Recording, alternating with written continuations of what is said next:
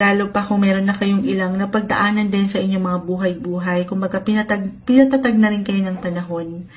Maaaring ma-share nyo ito sa inyong mga community, social groups, as I've mentioned. Ayan ang umaangat. Okay? So, kung meron kayong negosyo, maaaring makatulong sa pagtatanong. Why not? Gamitin nyo ang inyong mga boses din. Magtanong sa ilang taong malapit sa inyo kung okay ba to, kamusta ba to. Kailangan mo kasing maipaangat din yung sarili mo. Physically, mentally, emotionally, you have to show up para ma-showcase mo yung negosyong ito. Hindi ka nag-iisa. Kung baga, huwag mong ilaban itong mag-isa. May ilang suporta. Kahit sa simpleng pagpapayo, sabi ko nga. Kuha tayo ng ilang messages para sa inyo.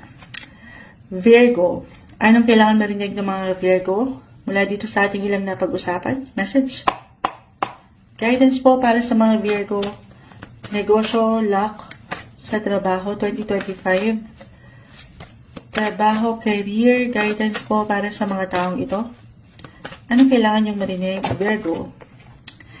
Okay, 8 of Swords, bumagsak. The Empress. And the Ace of Cups, ito yung sinasabi kong paglawak ng inyong social network.